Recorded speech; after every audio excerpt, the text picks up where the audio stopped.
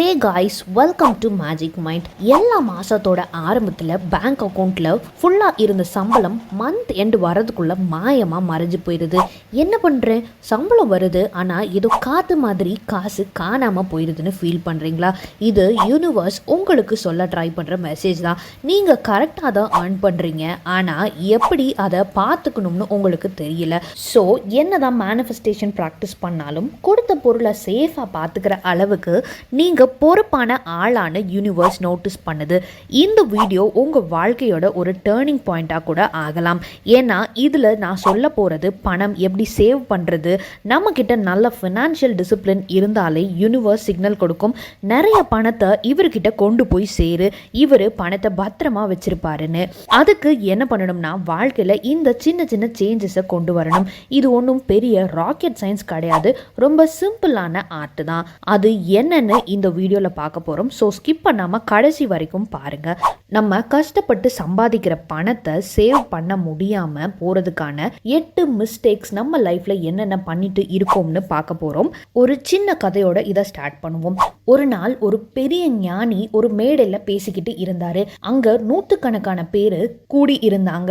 அவர் என்ன பேசிக்கிட்டு இருந்தார்னா, பணத்துக்காக ஓடாதீங்க, பணம் ஒன்றும் வாழ்க்கையில் ரொம்ப பெருசு கிடையாது அப்படின்னு சொன்னார். மக்களும் அதை ரொம்ப ஆர்வமாக கேட்டுக்கிட்டு இருந்தாங்க. அவர் பேசி முடிச்சதும் அந்த ப்ரோக்ராமுக்காக அவருக்கு பேமெண்ட் கிடைச்சது. இதை பார்த்துட்டு ஒருத்தர் கேட்டார், சுவாமிஜி நீங்கள் தானே சொன்னீங்க பணத்துக்காக ஓடக்கூடாதுன்னு, ஆனால் நீங்களே பேமெண்ட் வாங்குறீங்களேன்னு. அதுக்காக அந்த ஞானி சிரிச்சுட்டே சொன்னார், நான் பணத்துக்காக பேசலை, ஆனால் இந்த உலகம் பணத்தோட மதிப்பை மறந்துருச்சு. பணம் ஒன்றும் கெட்டது கிடையாது, அதோட சக்தியை புரியாமல் இருக்கிறது தான் பிரச்சனை. இதுதான் நம்ம வாழ்க்கையிலையும் நடக்குது. நம்ம எல்லாருக்கும் பணம் வேணும், ஆனால் மனசில் எங்கேயோ ஒரு நெகட்டிவ் வைப்ரேஷன். பணம் வந்தாலும் போயிடுது, என்னால் சேவிங்ஸ் பண்ண முடியல. இந்த வைப்ரேஷன் தான் யூனிவர்ஸ்க்கு தொடர்ச்சியாக கேட்டுக்கிட்டே இருக்குது. அதனால தான் சம்பாதிக்கிறது ஈஸி, ஆனால் சேமிக்கிற எனர்ஜி லெவல் தான் நமக்கு பிரச்சனையாக இருக்குது. நம்ம வாழ்க்கையில் 2 சக்தி இருக்குது, ஒன்று அறிவு, இன்னொன்று பணம். இதை சரஸ்வதியாகவும் லக்ஷ்மியாகவும் வழிபடுறாங்க. ரெண்டுமே தெய்வங்களாக இருந்தாலும் இவங்களோட இயல்பு ரொம்ப வேற வேற. சரஸ்வதி தேவி மெதுவாக தான் நம்ம வாழ்க்கையில் வருவாங்க, ஆனால் ஒன்ஸ் நம்ம லைஃப்பில் வந்தால் பர்மனெண்ட்டாக தங்கிடுவாங்க. அதனால தான் அவங்க உட்கார்ந்துருக்கிற நிலையில் பார்க்க முடியுது. அறிவு நமக்குள்ள நிலையாக இருப்பதற்கான அடையாளமாக இருக்காங்க. இதுவே லக்ஷ்மி தேவி வேகமாக வருவாங்க, வேகமாக போயிடுவாங்க. ஏன்னா அவங்க நம்ம மைண்ட் செட்டை பார்க்குறாங்க. நம்ம பணத்தை மதிக்கிறோமா, நன்றி சொல்கிறோமா, நம்ம எனர்ஜி பாசிட்டிவாக இருக்கான்னு கவனிப்பாங்க. மதிப்பு இல்லைன்னா அவங்க சில நாள்லேயே காணாமல் போயிடுவாங்க. அதனால தான் அவங்க நிற்கிற நிலையில் காட்சி அளிக்கிறாங்க. இதே மாதிரி தான் நம்ம வாழ்க்கையிலையும் நடக்குது.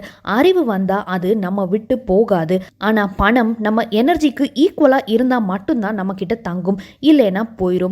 அதனால தான் சம்பாதிக்கிறத விட பணத்தை கையாளுற அறிவு முக்கியம். இதை புரிஞ்சுக்கிட்டாதான் பிரபஞ்சம் உங்க வீட்டுக்குள்ள பணத்தை நிலையா இருக்க வைக்கும். சரி, இப்போ நம்ம ஃபேஸ் பண்ற பிரச்சனை எல்லாம் புரிஞ்சுக்கிட்டோம். இப்போ இதுக்கான சொல்யூஷன் என்னன்னு பார்ப்போம். நம்ம வாழ்க்கையில நம்ம கவனிக்காம செய்யற சின்ன சின்ன மிஸ்டேக்ஸ் தான் மணி எனர்ஜியை நெகட்டிவா ஃபீல் பண்ண வைக்குது. எவ்வளோ சம்பாதிச்சாலும் காசு காணாம போயிருதுன்னு ஃபீலை கொண்டு வருது. இதெல்லாம் சின்னதா தோணும், ஆனா இதனால தான் பண சக்தி நம்ம கிட்ட தங்காம போயிடுது. நம்ம பண்ணக்கூடிய 8 மேஜரான மிஸ்டேக்ஸ் என்ன அப்படிங்கிறத இந்த வீடியோவில் 1 by 1 பார்ப்போம். Mistake number 1, show off. சிலர் மனசில் இப்படி தான் நினைப்பாங்க, நான் ரொம்ப பெரியவன், நான் பிராண்டடாக தான் ட்ரெஸ் பண்ணுவேன், காஸ்ட்லி ஃபோன் தான் வச்சிருப்பேன். உண்மையிலேயே இதெல்லாம் கான்ஃபிடென்ஸ் கிடையாது, இது ஒரு வித கம்பேரிசன். இதே மைண்ட் செட்டில் தான் பலர் மற்றவங்களை இம்ப்ரெஸ் பண்ணுறேன்னு நினச்சிட்டு அவங்களுக்கு தேவையில்லாத பொருளை வாங்கி பணத்தை வீணாக்குறாங்க. நம்மளை சுற்றி இருக்கிறவங்களுக்கு வேணா நம்மளை மதிக்கிற மாதிரி நடிப்பாங்க, பட் பிரபஞ்சம் நம்ம ஷோ ஆஃபை மதிக்காது. அது நம்ம வைப்ரேஷனை மட்டும்தான் உணரும். நீங்கள் உங்கள் மனசில் எனக்கு போதுமானது இருக்குது அப்படின்னு கிராட்டிடியூடோட இருக்கிற நேரத்தில் தான் உண்மையான அபண்டன்ஸ் உங்களை நோக்கி வர ஆரம்பிக்கும். எக்ஸாம்பிளுக்கு ஒருத்தர் மாதம் 50,000 சம்பாதிக்கிறாங்கன்னு வச்சுக்கோங்க. அதில் 30,000 அவங்க பிராண்டடான ஐட்டம்ஸ்க்கு மட்டுமே செலவு பண்ணிடுறாங்க, அதுவும் மற்றவங்களுக்காக ஷோ ஆஃப் பண்ணுறதுக்கு. ஆனால் வீட்டுக்குள்ளே அவங்களுக்கு தேவைப்படுற திங்ஸை வாங்க கூட காசு பத்தாம மன அமைதி இல்லாம இருக்காங்க. அடுத்த மாசம் சம்பளம் வர வரைக்கும் டென்ஷனோட இருக்காங்க.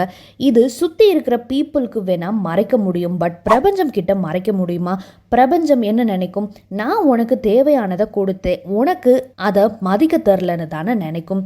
இதே மாதிரி இன்னொருத்தர் மாசம் 25,000 சம்பாதிக்கிறாங்க. ஆனா அவரு ஒவ்வொரு ரூபாய்க்கும் நன்றி சொல்லி தேவையில்லாத செலவுகளை கட் பண்ணிட்டு வேணுங்கிறத மட்டும் செலவு பண்றாரு. அவருக்கு மணி ஃப்ளோ ஸ்டேடியா இருக்கு. ஏன்னா அவர் ஃப்ரீக்குவன்சில கண்டென்ட்மெண்ட், அதாவது போதுமான அளவு என்கிட்ட பணம் இருக்கு அப்படிங்கிற மனசு இருக்கு. மற்றவங்க கிட்ட ஷோ ஆஃப் பண்றது ஸ்டேட்டஸ் கிடையாது. உண்மையிலேயே மன அமைதியோட ஃபினான்ஷியல் கிளாரிட்டியோட இருக்கிறது தான் real status. Mistake number 2, offers and discount. நம்ம எல்லாருக்கும் இந்த ஃபீல் வரும். நான் 2,000 ரூபாய் ஷர்ட்டை இப்போ ஆஃபரில் 1000 ரூபாய்க்கு வாங்கினேன்னு பெருமையாக சொல்லுவாங்க. நான் 1000 ரூபாயை சேவ் பண்ணிட்டேன். உண்மையிலேயே பார்த்தா சேவ் பண்ண மாதிரி தான் தோணும். ஆனால் லாஜிக்கலாக யோசிச்சு பாருங்கள், 1000 ரூபாயை நீங்கள் சேவ் பண்ணலை, தேவையில்லாமல் 1000 ரூபாயை செலவு தான் பண்ணிட்டு வந்திருக்கீங்க. Offer, discount, limited time deal, இது எல்லாமே நம்ம மனசில் ஒரு அர்ஜென்சியை உருவாக்குது. அந்த எக்ஸைட்மெண்ட்டில் மைண்டு வேலை செய்யாது. பிஸ்னஸ் ஸ்ட்ராட்டஜிக்குள்ளே நம்ம விழுந்துடுறோம். ஆனால் நினச்சி பாருங்கள், நீங்கள் அந்த பொருளை வாங்கலைன்னா உங்கள் லைஃப்பில் எதுவும் டிஃப்ரென்ஸ் இருக்கா? இல்லை. அதனால தான் யூனிவர்ஸ் சொல்லுது, நீ வேணுங்கிறத மட்டும் வாங்கு, வேண்டாம்னு தோன்றத விட்டுரு.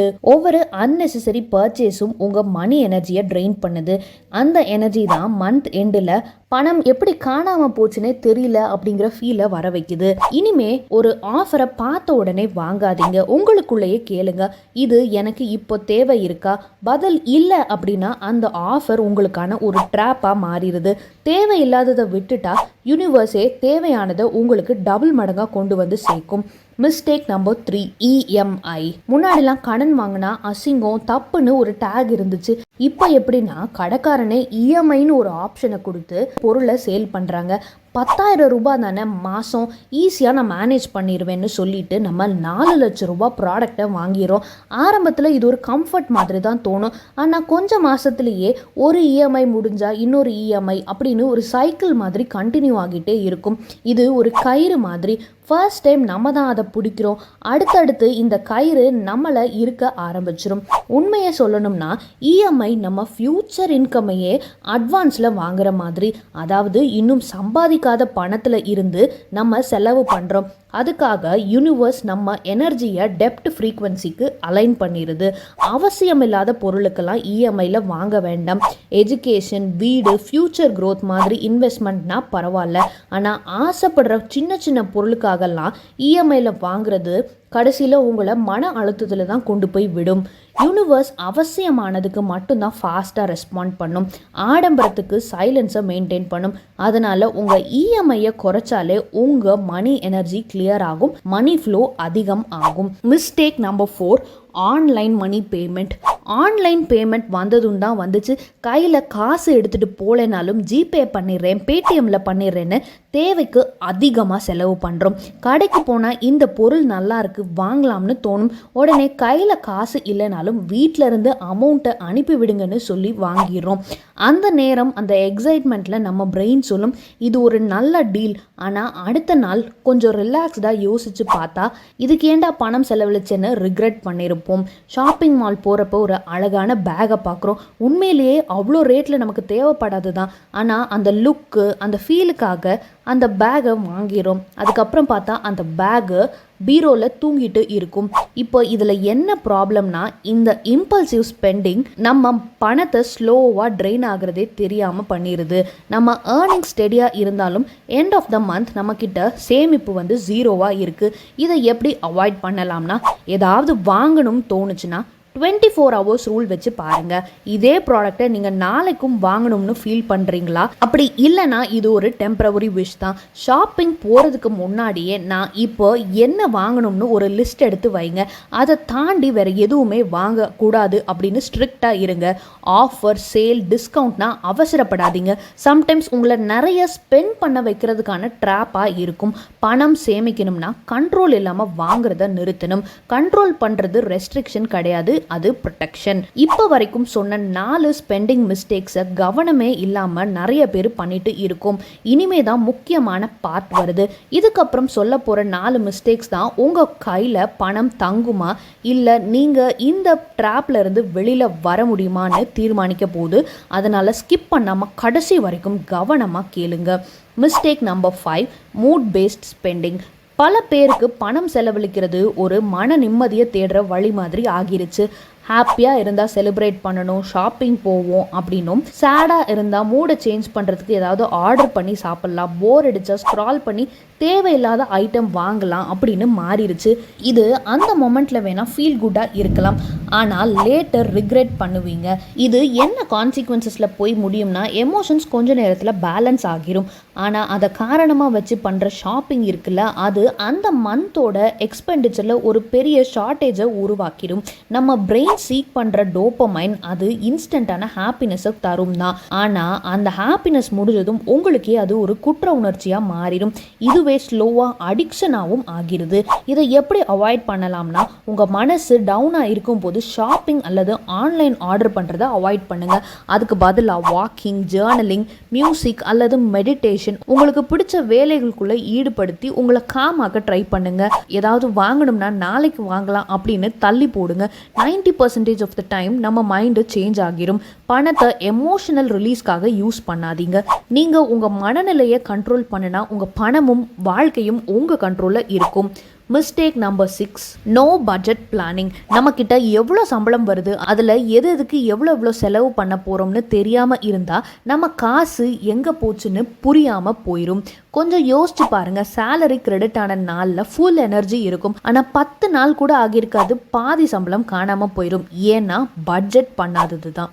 பட்ஜெட்னா ஏதாவது ரெஸ்ட்ரிக்ஷன் கிடையாது. இது ஒரு ரோட் மேப் மாதிரி. அந்த மந்த்துக்கான உங்களோட செலவுகள் எதை நோக்கி போகும் அப்படிங்கிற ஒரு மேப் மாதிரி காமிக்கும். ரொம்ப சிம்பிளாக சொல்லணும்னா, உங்கள் இன்கம் 20,000 வச்சுக்கோங்க, ஹவுஸ் எக்ஸ்பென்சஸ் 5,000, மளிகை ஜாமான் 3,000, சேவிங்ஸ் 2,000, 1,000 rupees ஒரு என்டர்டைன்மெண்ட், இந்த மாதிரி டிவைட் பண்ணால் உங்களுக்கு ஒரு கிளாரிட்டி வரும். அப்போது அன்னெசரியாக ஸ்பெண்ட் பண்ணுற அளவு கம்மியாகும். மணி கிட்ட உங்களுக்கான ரெஸ்பெக்ட் உருவாகும். ரெஸ்பெக்ட் கொடுத்தாதான் மணி உங்ககிட்ட தங்கும். Mistake number 7, buy now limited offer. நம்ம ஃப்ரெண்ட்ஸ், ரிலேட்டிவ்ஸ், ஆஃபீஸில் இருக்க பியர்ஸ் ஒருத்தர் ஒரு நியூ டீலில் ஃபோனு இல்லை ட்ரெஸ்ஸு, அப்ளையன்சஸ் வாங்கியிருக்கேன் அப்படின்னு சொன்னால், வாவ் ஆஃபர் சூப்பராக இருக்குது, நானும் வாங்கணும்னு ஃபீல் பண்ணுறோம். ஆனால் உங்களுக்கு தேவையில்லாத ப்ராடக்ட்டுக்கு ஸ்பெண்ட் பண்ணுற மொமெண்ட் தான் நீங்கள் மாட்டிக்கிறீங்க. மார்க்கெட்டிங்கில் ஒரு சைக்காலஜி கேம் இருக்குது. அர்ஜென்சி க்ரியேட் பண்ணினா நம்ம பிரெயின் திங்க் பண்ணாமல் ரியாக்ட் பண்ண ஆரம்பிச்சிடும். So next time limited offer only டுடேன்னு பார்த்தா கொஞ்சம் வெயிட் பண்ணுங்கள். 2 நாள் கழித்து யோசிச்சா 90% ஆஃப் த கேசஸில் உங்களுக்கு அவ்வளோ தேவையே இல்லைன்னு புரியும். உங்களுக்கு ரியல் நீடு இல்லை, ஆனால் ஐயோ அவங்க வாங்கிட்டாங்க, நான் வாங்காமல் இருந்தால் என்ன சொல்லுவாங்க அப்படின்னு ஒரு அர்ஜென்சி உங்கள் மைண்டுக்குள்ளே க்ரியேட் ஆகும். இதுதான் மார்க்கெட்டிங் மைண்டோட மேஜிக். ஒரு எக்ஸாம்பிள் சொல்கிறேன். உங்கள் ஃப்ரெண்டு இது லாஸ்ட் 2 days ஆஃபர், மிஸ் பண்ணிடாத, நீயும் வாங்கிக்கோ அப்படின்னு சொல்லி நீங்களும் ஒரு பொருளை வாங்கிட்டீங்க. ஆனால் 2 வாரம் கழித்து பார்த்தா நீங்கள் வாங்கின அந்த பொருள் கபோர்டில் படுத்து தூங்கிட்டு இருக்கும். ஸோ நெக்ஸ்ட் டைம் அப்படி ஒரு அர்ஜென்சி ஃபீல் ஆனால் கொஞ்சம் வெயிட் பண்ணுங்கள். 2 நாள் யோசித்து பார்த்துட்டு உங்களுக்கு தேவைதானா இல்லை இது ஒரு இன்ஃப்ளூயன்ஸானு யோசிங்க. மோஸ்ட் ஆஃப் த டைம்ஸ் அது ஒரு இன்ஃப்ளூயன்ஸ் தான்னு புரியும்.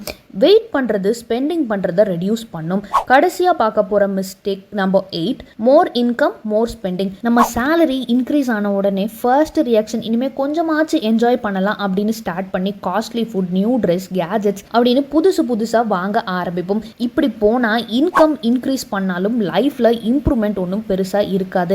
ஏன்னா சேவிங்ஸ் அதே லெவலில் தான் இருக்கும். எக்ஸாம்பிளுக்கு சேலரி 25,000 இருந்த டைமில் ஒரு 5,000 சேவ் பண்ணிட்டு இருந்தீங்கன்னா 50,000 ஆகும்போது 10,000 சேவ் பண்ண போகிறோம்னு டிசைட் பண்ணணும். அதுக்கு பதிலாக நம்ம 50,000க்கு 50,000மே ஸ்பெண்ட் பண்ணிட்டு இருக்கோம். ரிசல்ட் என்ன ஆயிருது? லைஃப் ஸ்டைல் சேஞ்ச் ஆகியிருக்கும், சேலரி இன்க்ரீஸ் ஆகியிருக்கும், ஆனால் சேவிங்ஸ் சுத்தமாக இருக்காது. இதுக்கான சிம்பிள் சொல்யூஷன் என்னென்னா, சேலரி வர நாளில் ஃபர்ஸ்ட் திங் 10% ஆர் 20% உங்களுக்கு எவ்வளோ முடியுதோ அதை செப்பரேட்டாக எடுத்து வச்சுருங்க. அது உங்கள் ஃப்யூச்சர் செல்ஃபுக்கு கொடுக்குற கிஃப்ட்டுன்னு அதை ஒதுக்கிக்கோங்க. ரிமைனிங்கில் தான் ஸ்பெண்ட் பண்ணணும் அப்படின்னு முடிவு பண்ணுங்க. இந்த மாதிரி பண்ணுறனால ஒரு ஸ்ட்ரிக்டான சேவிங்ஸை உங்களால் ஃபர்ஸ்டே பிளான் பண்ண முடியும். நம்ம பண்ணக்கூடிய 8 இம்பார்ட்டண்ட்டான மிஸ்டேக்ஸ் என்னென்னு பார்த்தாச்சு. இந்த வீடியோவில் சொன்னது வெறும் பணத்துக்கான டிப்ஸ் மட்டும் இல்லை, இதுதான் யூனிவர்ஸ் நமக்கு கற்றுக் கொடுக்குற ஃபினான்ஷியல் டிசிப்ளின். நீங்கள் எவ்வளோ கஷ்டப்பட்டு சம்பாதிக்கிறீங்கன்னு யூனிவர்ஸ்க்கு தெரியும். ஆனால் அந்த மணியை நாலேஜ் இல்லாமல் லாவிஷாக ஸ்பெண்ட் பண்ணிட்டீங்கன்னா நீங்கள் அட்ராக்ட் பண்ண அபண்டன்ஸை நீங்களே வெளியில் தள்ளுற மாதிரி. நினச்சி பாருங்கள், ரிச் ஆகுறது ஈஸி, ஆனால் அந்த ரிச்னஸை மெயின்டைன் பண்ணுறது தான் ஒரு ஸ்கில். அதுக்கு தேவையானது discipline, awareness and respect for money. இங்கே சொன்ன 8 மிஸ்டேக்ஸில் ஒன்று கூட கரெக்ட் பண்ணிங்கன்னா இது இன்ஸ்டண்ட்டாக உங்களோட வைப்ரேஷனை ஷிஃப்ட் பண்ணும். யூனிவர்ஸ் உங்களுக்கு டபுளாக ரிவார்ட் கொடுக்கும். ஸோ நீங்கள் என்ன மிஸ்டேக்கை ஐடென்டிஃபை பண்ணீங்கன்னு கமெண்ட் பண்ணுங்கள். இந்த வீடியோ உங்களுக்கு யூஸ்ஃபுல்லாக இருந்தால் லைக் பண்ணுங்கள். மேஜிக் மைண்ட் சேனலுக்கு சப்ஸ்கிரைப் பண்ணுங்கள். இங்கே நம்ம லா ஆஃப் அட்ராக்ஷன் மட்டும் இல்லை, அதோட ப்ராக்டிக்கல் லைஃப்பை எப்படி பேலன்ஸ் பண்ணுறதும், அபண்டன்ஸ் வந்த உடனே அதை எப்படி ஹேண்டில் பண்ணுற நாலேஜையும் கற்றுக்க போகிறோம். மீண்டும் ஒரு இன்ட்ரெஸ்டிங்கான வீடியோவில் உங்களை சந்திக்கிறேன். நன்றி.